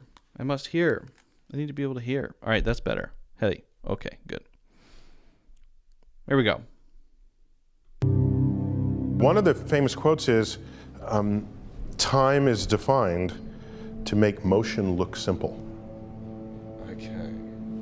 because you cannot describe motion without some reference to time. Right. And so you define it so that motion is something we can describe easily with equations and things. So that's kind of a cop-out answer, but it's a very functional answer for the physicist. Yeah. I also Pay attention. functional, describe easily with equations and things. So that's kind of a cop-out answer. Did you hear that? That's kind of a cop-out answer. What is he saying there? That is kind of a cop-out answer. What the heck is a cop-out? Now, for this first one, I'm going to be giving you a... one second. I'm going to be giving you the sort of way to do this, and then for the others, we won't. Okay, so what is... You know what? Let's use ChatGPT for this. I've been using ChatGPT a lot, but let's just use it for this. So let's hop over to ChatGPT, and I'm going to just ask the question, what is, let me actually, whoa, not me. Whoa. Yikes. Okay. I'm going to be asking the question, what is a cop out? And I'm going to write it as 2 words. And we'll see what we get here. Question mark. Oh, sometimes if you have the window open for a while, you got to refresh it. And then usually it's okay. Okay, here we go. What is a cop out? Question mark. All right. Oh, and then it looks like the answer is up here. A cop-out is a term used to describe an evasion or avoidance of responsibility or commitment. It can also refer to an excuse or justification that is used to avoid doing something or facing a challenge.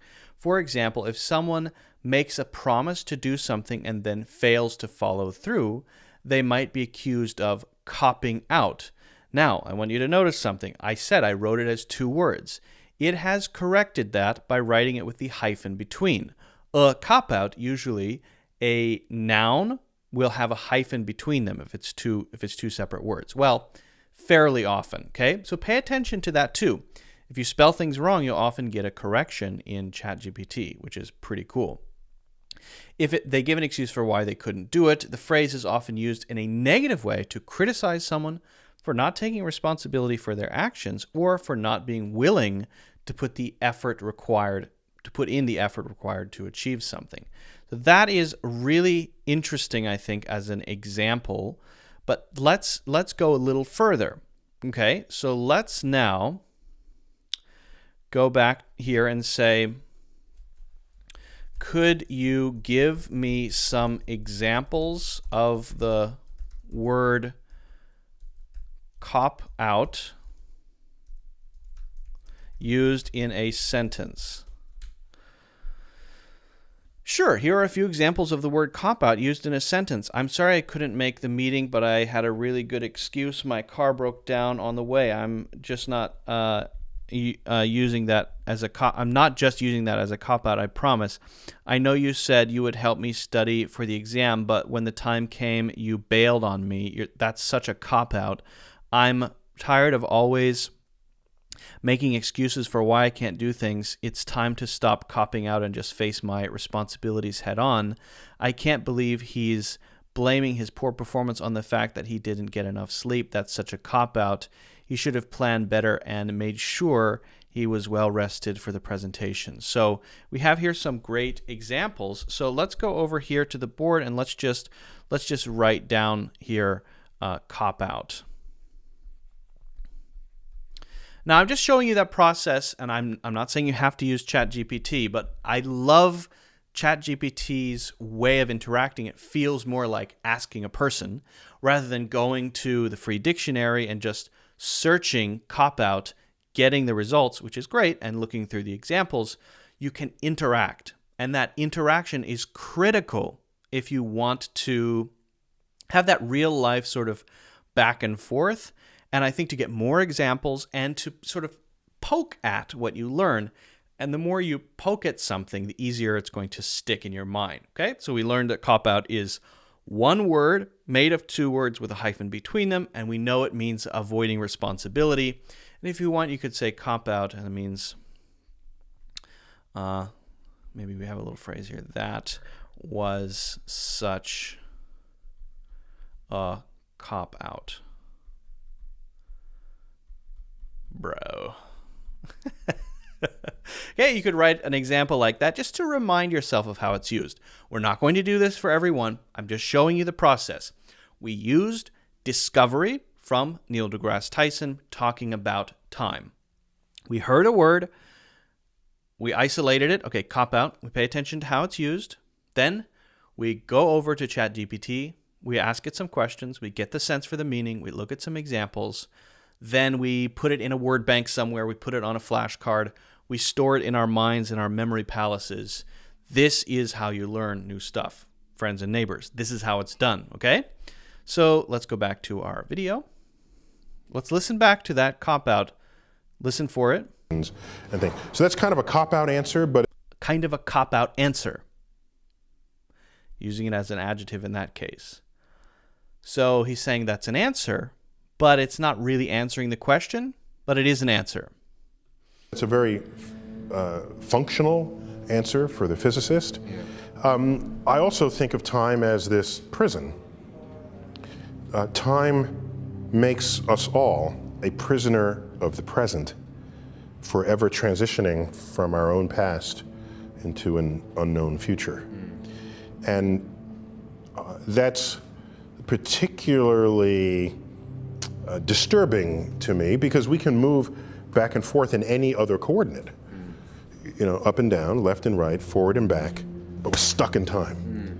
We can't move forward or backwards in time arbitrarily. Okay, arbitrarily. Great. Let's look that up. Let's see how that works. I can't resist. I have to do it. Can you please explain what arbitrarily means? Oh, I should do it like this. Arbitrarily means. Okay, now we get an explanation.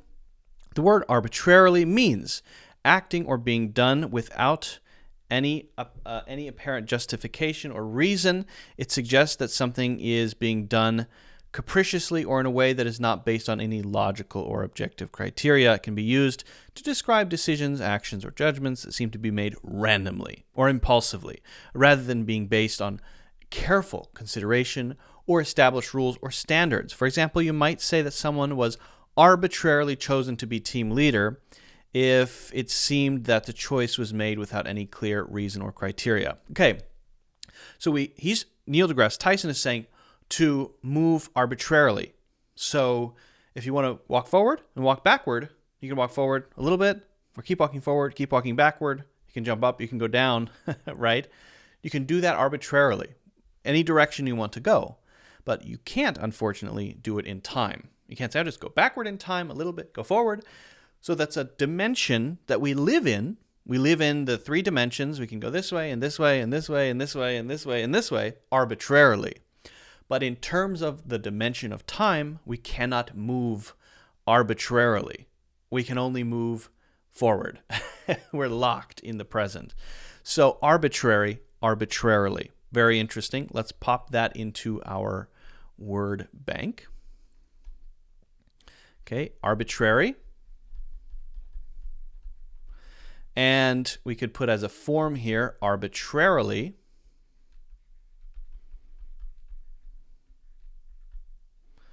Do I have, one L, right? And let's say the team captain, I like that example, was chosen arbitrarily.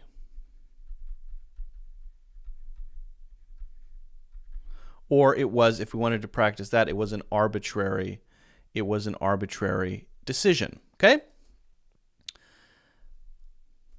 I don't know why I have that there. I should have like this. Be consistent, Luke Pretty. Why not? Okay.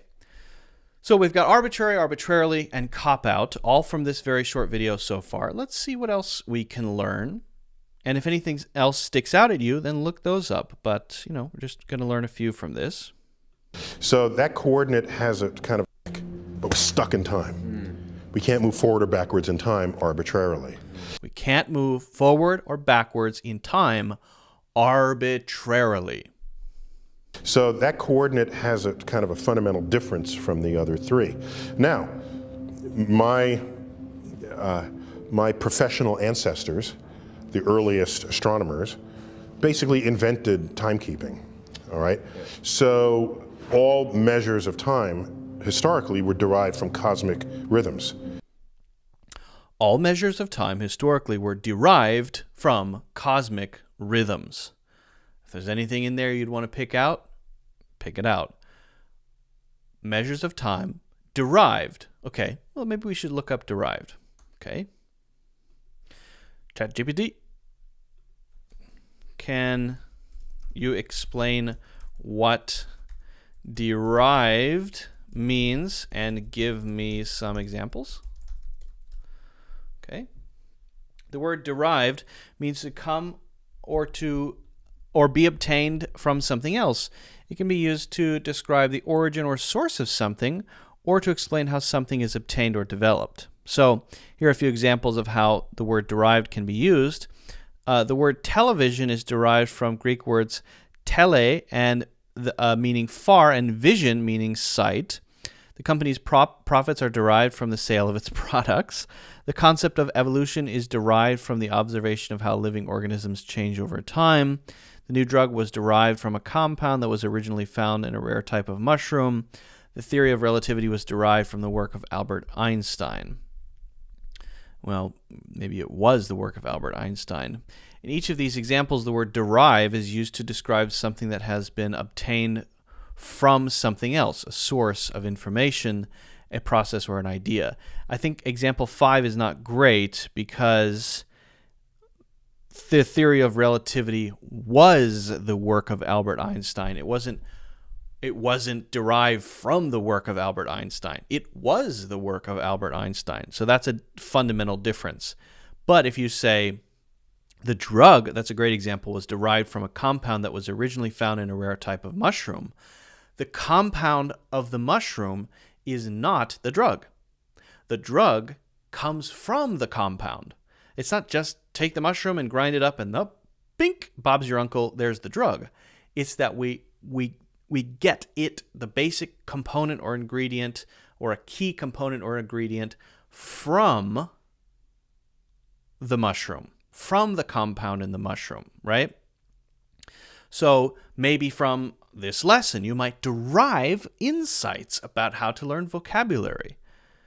Maybe it's not exactly what I said, but when you heard me say it, you got some ideas that started your wheels turning, and so you derived a way of learning vocabulary and phrases that works for you, that is not exactly what I said, but is derived from it. So that would be, I think, a very good way to use it. So let's pop over to the blackboard and write down the word derived. Derive, derived, and make a little example here. The drug was derived. Let's change was to is. From mushrooms. As all good drugs are.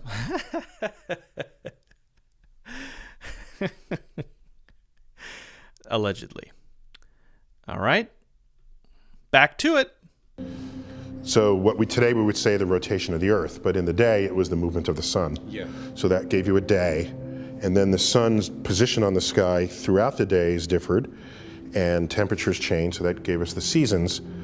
And then, of course, back then it was the sun doing all this, but we would learn that we rotate and we revolve around the sun. So that took really long to figure out, disturbingly long. I mean, only like 400 years ago. I just note how he's using the word disturbing.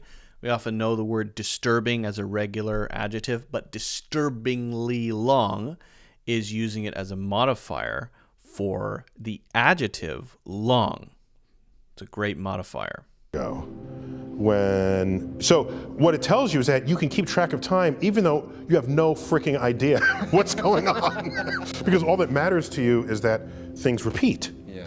If you have something that repeats predictably, then you have created a timekeeping mechanism. If you have something that repeats predictably, you have a timekeeping mechanism. And I'm sure many of you will know what a mechanism is, but let's do that one. Can you explain the word mechanism and give me some examples? The word mechanism refers to a device or system that performs a specific function or to the way in which something works or operates. It can be used to describe anything from a simple machine like a lever or pulley to a complex system of interacting parts like a car engine or a computer. Here are a few examples of how the word mechanism can be used. The mechanism of a clock is made up of gears and springs that work together to keep time. The mechanism of the human body's immune system is designed to defend against diseases and infections. The mechanism of a lock consists of a key, a latch, a bolt that work together to keep a door secure. The mechanism of a camera shutter controls the amount of light that enters the lens and reaches the film or digital sensor. The mechanism of a computer's operating system controls how the hardware and software components of the machine work together to perform tasks. Okay? So pretty good, pretty solid. So the mechanism, I would add to that the mechanism of a society. You can speak about things that are not physical objects, right? The political mechanism, you could say, the political mechanism, your emotional mechanism, right? You can talk about things that are more abstract using the word mechanism too, just to add a bit of context. Please don't take any offense, ChatGPT. I'm sorry, I'm just giving a little more context here. So we might add one more word here. I might say mechanism. And I'm just going to do, because I want to, political. What the heck is up with my pen? I can't write for some reason. What the heck? What's going on? Oh. My pen is all wacky. Political. Write political there. Write political in your mind. A political mechanism. The mechanism of an operating system or a clock or a lock or something like that. So again, here's the process. This is how you use ChatGPT and videos and notes to learn words and phrases. That's it. You have a source, keep it short, 5 minutes or less. Pick out 3 or 4 things that are new. From that, pay attention to the context. Search them in ChatGPT or somewhere else, but ChatGPT is very interactive, so it's going to make it stick a little better.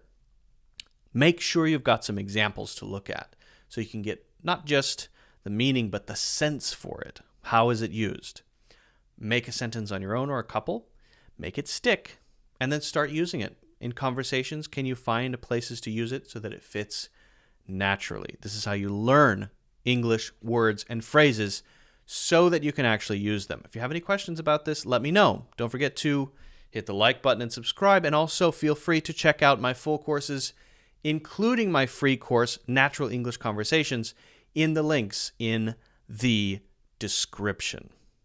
All right? Very powerful ChatGPT, I think, on this front, on this side of things. It's pretty nuts. Very useful. Cop out, not cup out. C-O-P. I need a friend who will chat with me in English. Okay. Good luck. You can join the Discord. That's another thing I forgot to mention. There's a free Discord group you can join. We've got a cool community there, a bunch of cool kids there who talk about stuff. I recommend checking that out. Again, it's free to join. It is a Discord server. If you don't know about Discord, look it up, you turkey. It's not really hardcore learning going on there. I'm not sharing that much stuff. It's really just a community where people talk about stuff. And we have some pretty interesting conversations there, in my opinion. Well, I hope you all have a fantastic weekend. Hope you've got a lot of things planned. I hope you have some cool things coming up for your new year. If you have any things you'd like to share with me in terms of your English learning plans for the new year, I am all headphones. So feel free to drop those in the comments. Thank you so much for listening. Again, you can listen to the podcast if you're watching, and you can watch if you're listening. The links are in the description. Likes are the best way to support the channel. If you like what you're listening to and you want to show support, it's super easy. Just click the like button and subscribe. Or, if you're listening on Apple Podcasts, do a 5-star review, or just follow if you're on Spotify. It's simple, but it really supports the channel, and that's the best thing you can do. Again, if you want to take it a step further, free course, Natural English Conversations, sign up for that. It is free. If you want to get serious, if you want to, the free course is an hour long. It's good, but it's an hour long. My other courses are 15 hours long, very in-depth. I spend months and months working on them, and they've been taken by over 200,000 people. So I can recommend them with a high degree of confidence. So check those out. You can sign up for a monthly membership for 30% off, and it's not just 30% off for 1 month. It's 30% off for 12 months. And in 12 months, you could certainly take all of the existing courses that are there. So, check that out. Join the Discord. Like and subscribe, follow, thumbs up, thumbs down. And have a good weekend. Have a good new year. Stay safe. I hope your New Year's resolutions are achievable, if you have any. And I'll see you in the next one. Bye, everybody.